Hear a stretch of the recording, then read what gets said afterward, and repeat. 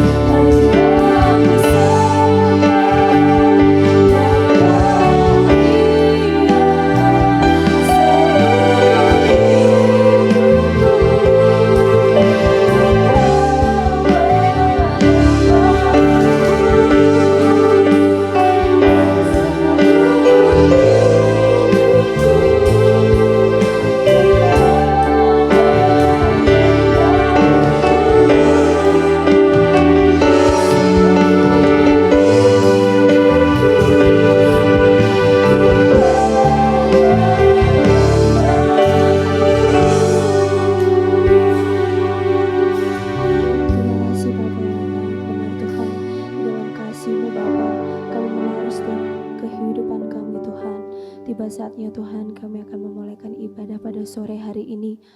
Engkau jaga, Engkau sertai dari awal, pertengahan hingga akhirnya Tuhan. WL Singer pemain musik yang ada Tuhan, Engkau sertai Tuhan. Terima kasih Tuhan Yesus, dan juga berdoa untuk membawa firman Tuhan.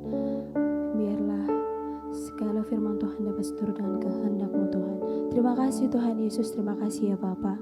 Haleluya, amin. Puji akan nama Tuhan. Kita masih mau semangat lagi untuk memuji dan memuliakan akan nama Tuhan. Mari kita menyanyikan satu lagu, Hanya di Dalam Namanya.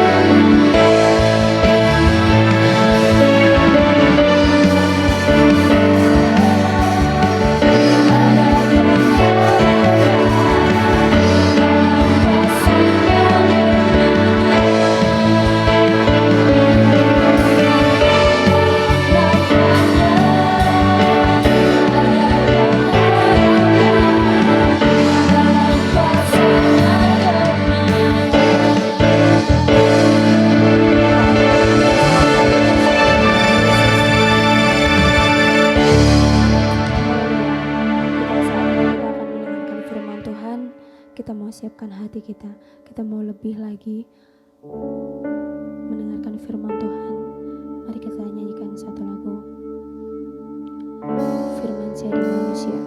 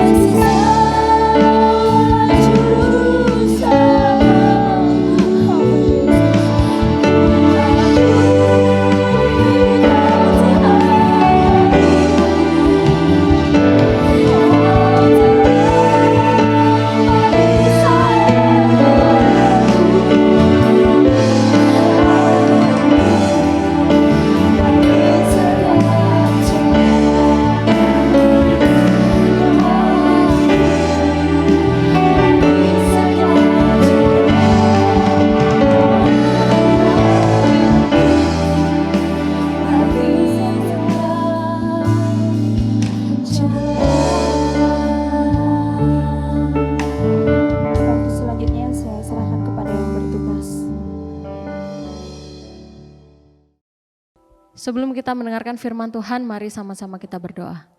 Bapa yang bertata dalam kerajaan sorga, terima kasih Tuhan. Kembali Engkau memberikan kesempatan kepada kami untuk kami dapat mendengarkan firman-Mu. Kami mau siapkan tanah hati kami yang terbaik, pikiran kami yang terbaik, dan waktu kami yang terbaik Tuhan, untuk Engkau taburi dengan firman-Mu. Terima kasih Bapa. Urapi hamba-Mu yang akan membawakan firman-Mu. Hanya dalam nama Tuhan Yesus Kristus kami sudah berdoa. Haleluya. Amin. Oke, selamat sore teman-teman pemuda yang ada di rumah dan adik-adik remaja yang ada di rumah. Kembali kita ibadah online pada sore hari ini, tapi tidak mengurangi semangat kita untuk kita mau belajar firman Tuhan. Firman Tuhan pada sore hari ini saya beri judul Belajar dari Gideon. Yang saya ambil dari kitab Hakim-Hakim pasalnya yang ke-6 sampai dengan yang ke-8. Ya. Nah, kita mau lihat dulu nih, kondisi bangsa Israel waktu di zamannya Gideon. Ya, bangsa Israel waktu di zaman Gideon, mereka melakukan apa yang jahat di mata Tuhan. Mereka menyembah berhala.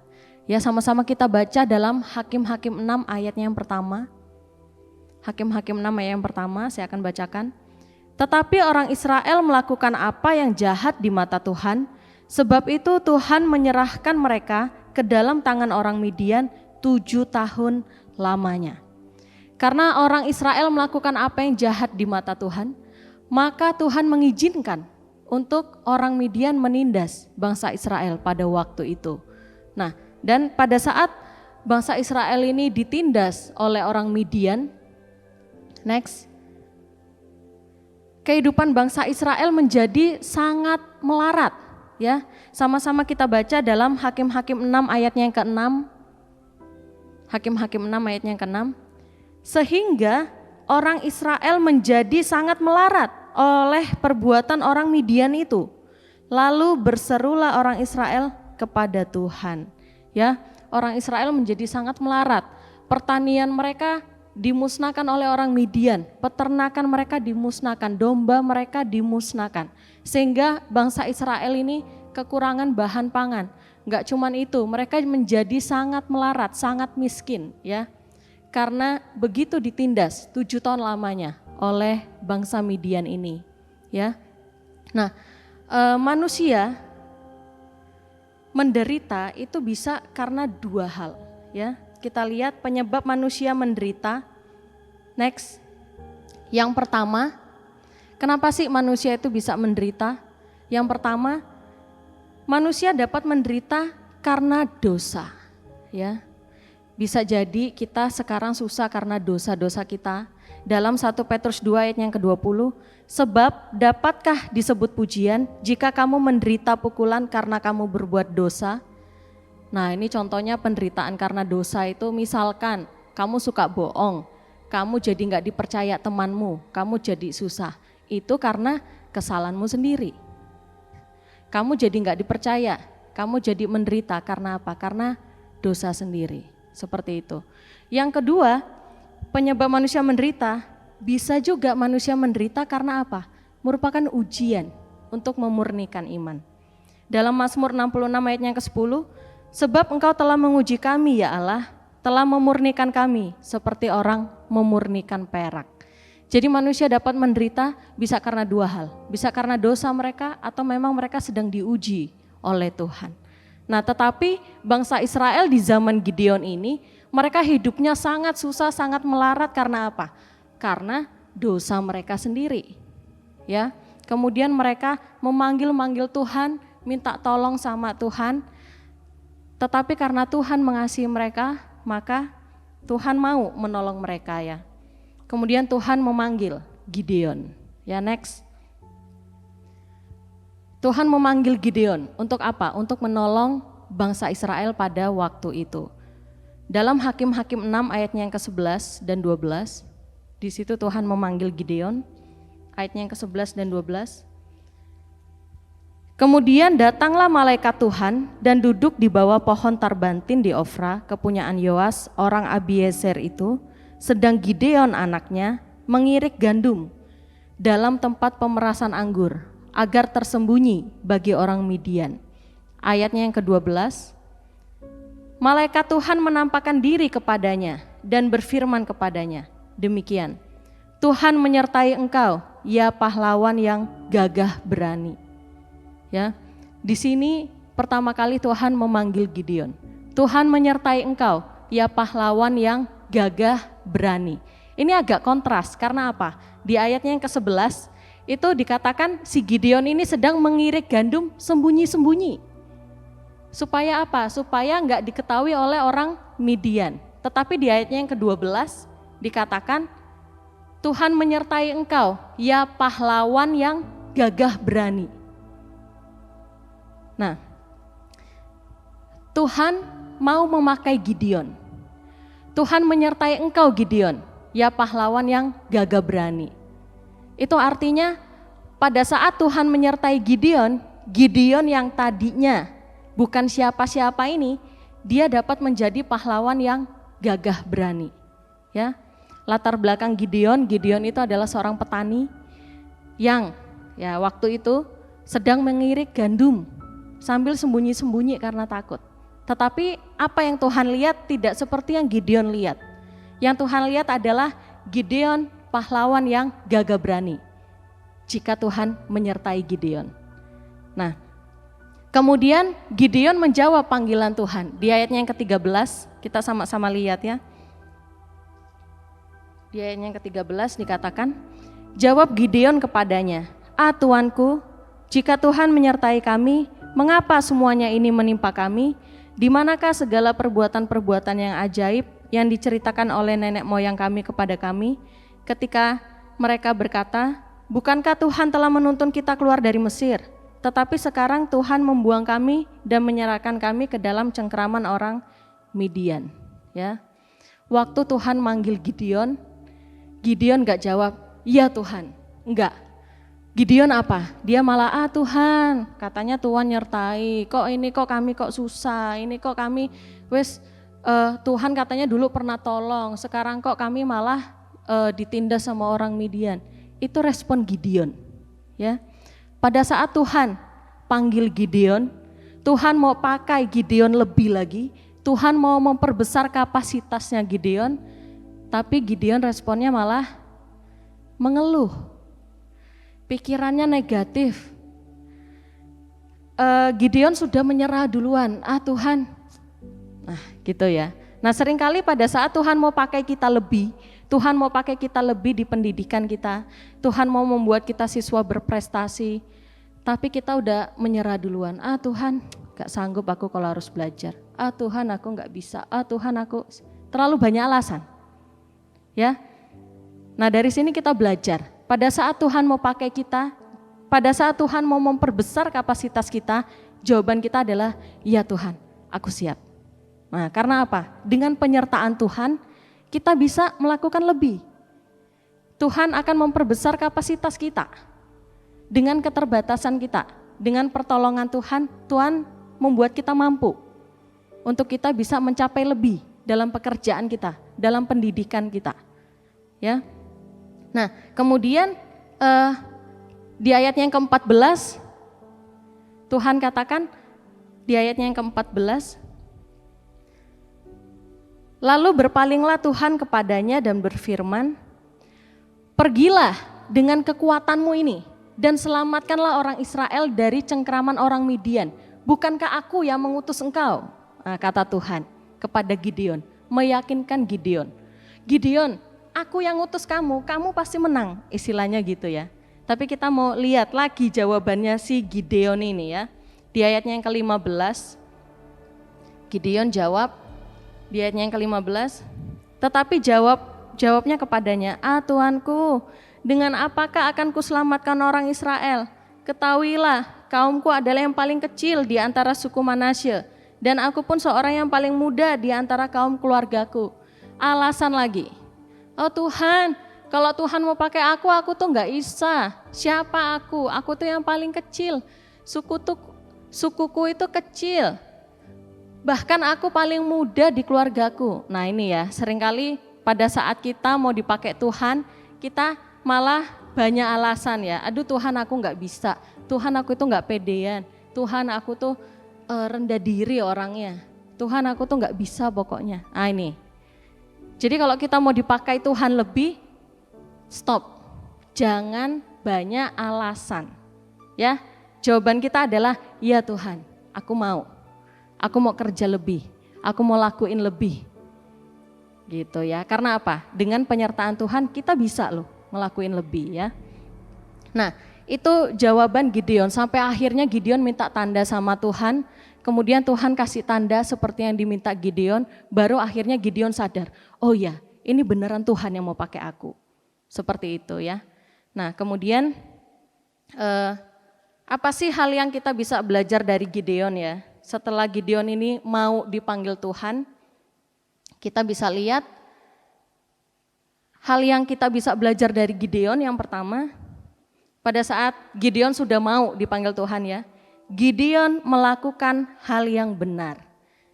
Kita sama-sama baca dalam Hakim-Hakim 6 ayatnya yang ke-30.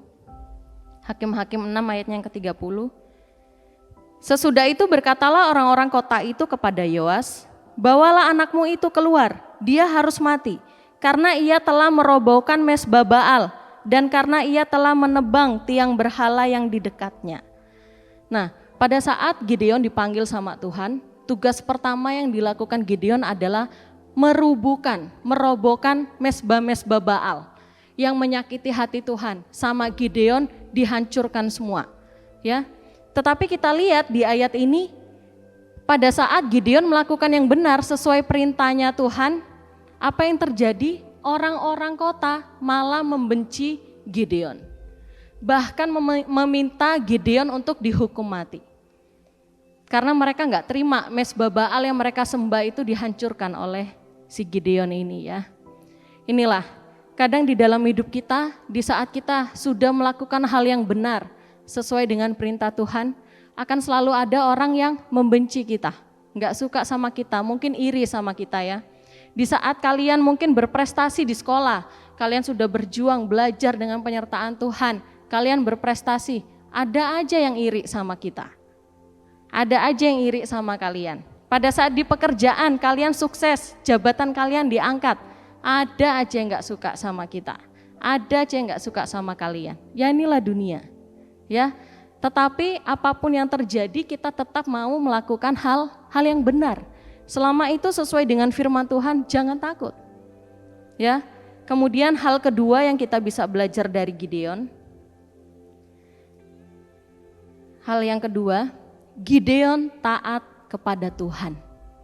Dalam Hakim-Hakim 7 ayatnya yang ke-7, dalam Hakim-Hakim 7 ayatnya yang ke-7, sama-sama kita baca. Hakim-Hakim 7 ayat yang ke-7. Lalu berfirmanlah Tuhan kepada Gideon, dengan ke-300 orang ini, dengan ke-300 orang yang menghirup itu, akan kuselamatkan kamu. Aku akan menyerahkan orang Midian ke dalam tanganmu. Tetapi yang lain dari rakyat itu semuanya boleh pergi, masing-masing ke tempat kediamannya. Wah, ini kisah tentang prajurit 300 yang sangat terkenal itu ya. Jadi awalnya jumlah mereka itu 32.000.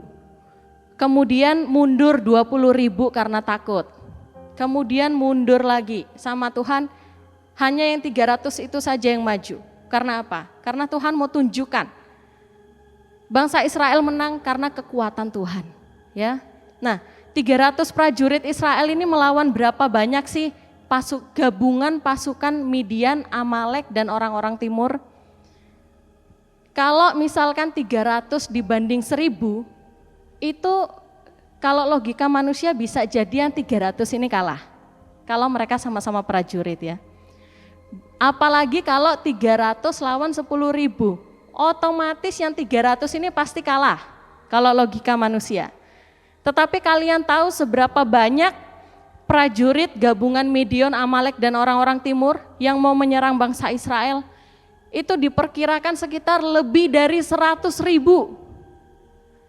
Sangat nggak mungkin hanya dengan yang 300 ini bisa menang. Itu kalau pikiran manusia. Ya. Tetapi dengan kekuatan Tuhan, Gideon taat. Gideon taat sama Tuhan. Walaupun secara logika manusia kayaknya nggak mungkin. Ya, Tuhan dengan cuma 300 ini bisa ngalahin yang sebanyak itu. Bahkan ditulis untanya saja, untanya musuh itu jumlahnya seperti pasir di tepi laut. Sangat banyak, apalagi manusianya. Ya. Nah, jadi Gideon dengan iman dia taat kepada Tuhan. Tuhan katakan cukup 300 ini aja Gideon, dengan aku menyertai kamu, kamu akan menang. Iya Tuhan, Gideon nurut. Ya. Dan kita sama-sama baca di Hakim-Hakim pasalnya yang ke-7 dan ke-8 ini, Gideon menang. Bangsa Israel dibebaskan. Ya, bahkan dalam pemerintahan Gideon ini, dalam masanya Gideon, bangsa Israel mengalami aman dan damai sejahtera selama kurang lebih 40 tahun lamanya. Ya, tidak ada serangan dari bangsa-bangsa lain. Jadi di saat kita mau taat sama Tuhan, Tuhan bisa nyatakan mujizatnya. Yang walaupun mungkin bagi orang lain, enggak mungkin. Enggak mungkin kamu bisa keterima kerja di situ. Oh enggak mungkin kamu bisa jadi pegawai negeri. Oh enggak mungkin kamu nilai UN-mu bisa tinggi. Itu buat manusia enggak mungkin ya. Tapi kalau kita taat sama Tuhan, Tuhan bisa nyatakan mujizatnya dalam kehidupan kita. Ya. Nah, hal ketiga yang kita bisa belajar dari Gideon, Gideon ini bukan orang yang egois ya. Sama-sama kita baca dalam Hakim-Hakim 8 ayatnya yang ke-22 sampai dengan yang ke-23. Hakim-Hakim 8 ayatnya yang ke-22 dan 23. Kemudian berkatalah orang Israel kepada Gideon, biarlah engkau memerintah kami, baik engkau, baik anakmu maupun cucumu, sebab engkaulah yang telah menyelamatkan kami dari tangan orang Midian. Ayatnya yang ke-23, jawab Gideon kepada mereka, aku tidak akan memerintah kamu, dan juga anakku tidak akan memerintah kamu, tetapi Tuhan yang akan memerintah kamu. Ya, jadi di sini bangsa Israel waktu Gideon menang, mereka mau ngangkat Gideon ini untuk jadi pemimpinnya mereka. Seperti itu. Tapi Gideon enggak mau. Biar Tuhan saja yang memimpin bangsa Israel.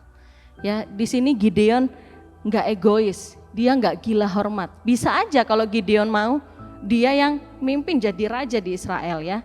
Tetapi bukan itu, ya. Gideon bukan orang yang egois. Gideon mau biar Tuhan aja yang memimpin bangsa Israel.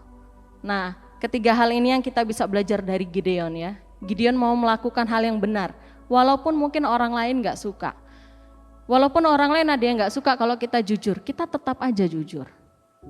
Walaupun ada orang lain yang gak suka kalau kita kerja keras, tetap aja kerja keras. Selama itu sesuai dengan firman-Nya Tuhan. Ya, Gideon mau taat sama Tuhan, dan Gideon bukan orang yang egois. Dia gak mencari keuntungan diri sendiri ya. Nah kemudian di bagian yang terakhir, kita mau lihat Gideon yang hebat ini, dia membuat ada kesalahan. Apa sih kesalahannya? Kita sama-sama baca dalam Hakim-Hakim 8 ayatnya yang ke-24. Hakim-Hakim 8 ayatnya yang ke-24. Selanjutnya kata Gideon kepada mereka, satu hal saja yang kuminta kepadamu, baiklah kamu masing-masing memberikan anting-anting dari jarahannya, karena musuh itu beranting-anting emas, sebab mereka orang Ismail. Lalu di ayatnya yang ke-27, kemudian Gideon membuat efod dari semuanya itu, dan menempatkannya di kotanya di Ofra. Di sanalah orang Israel berlaku serong dengan menyembah efod itu. Inilah yang menjadi jerat bagi Gideon dan seisi rumahnya. Ya. Bahkan orang yang membuat kemajuan spiritual yang besar dapat mudah jatuh ke dalam dosa. Ya. Gideon akhirnya jatuh dalam, nah ini dia bikin efod yang akhirnya efod itu disembah sama orang Israel. Padahal Tuhan mau bangsa Israel menyembah hanya Tuhan saja. Ya. Nah, dari sini kita belajar, bahkan orang yang membuat kemajuan spiritual yang besar pun dapat mudah jatuh ke dalam dosa kalau enggak konsisten ikut Tuhan, ya. Makanya di sini kita belajar, kalau kita mau ikut Tuhan, kita harus konsisten. Jangan lengah. Kita harus sungguh-sungguh. Karena apa? kita manusia dalam kedagingan kita sangat mudah sekali untuk jatuh. Ya. Maka dari itu kita sebagai anak-anak Tuhan yang disertai Tuhan, ayo kita sungguh-sungguh komitmen, jangan suka kompromi. Baik hal yang kecil maupun hal yang besar. Kalau salah katakan salah, kalau benar katakan benar. Karena apa? Di saat kita sudah mulai suka kompromi sama dosa, akhirnya kita ikut jatuh juga. Ya. Maka kita tetap berwaspada, tetap berjaga-jaga dalam kesetiaan kita mengikut Tuhan. Kita tetap jaga diri kita tetap setia lakukan firman Tuhan. Ya. Nah, demikian firman Tuhan pada hari ini. Mari sama-sama kita mau dipakai Tuhan ya. Kita mau kapasitas kita diperbesar oleh Tuhan. Jangan banyak mengeluh, jangan banyak berpikiran negatif ya. Tapi kita mau lakukan yang terbaik. Dengan penyertaan Tuhan, mujizat itu akan terjadi. Ya, terus taat, terus lakukan hal yang benar. Dan jangan lengah ya. Nah, demikian firman Tuhan pada sore hari ini. Mari sama-sama kita berdoa. Bapa yang bertata di dalam kerajaan sorga, terima kasih Tuhan, kami telah belajar dari Gideon Tuhan. Engkau yang terus memberikan kekuatan kepada kami mau Engkau pakai lebih lagi Tuhan. Dan kami mau memberikan yang terbaik sebagai murid, kami mau belajar yang terbaik, kami mau memberikan waktu kami yang terbaik sehingga kami dapat menikmati Tuhan, mujizat-Mu, berkat-Mu Tuhan. Karena bersama dengan Engkau Tuhan, kami dapat mengatasi segala sesuatu. Terima kasih Bapa, Kau memberkati setiap pekerjaan anak-anak-Mu di tempat ini, pendidikan anak-anak-Mu di tempat ini Tuhan. Engkau terus sertai mereka dalam kesetiaan mereka mengikut Engkau. Perbesar kapasitas mereka lebih lagi Tuhan. Dan terlebih Bapa, Engkau terus jagai mereka dimanapun mereka berada. Terima kasih Tuhan, hanya dalam nama Tuhan Yesus Kristus kami sudah berdoa. Haleluya, amin. Oke, selamat sore semuanya, Tuhan Yesus memberkati. Sampai ketemu lagi Sabtu depan. The God of the impossible, the God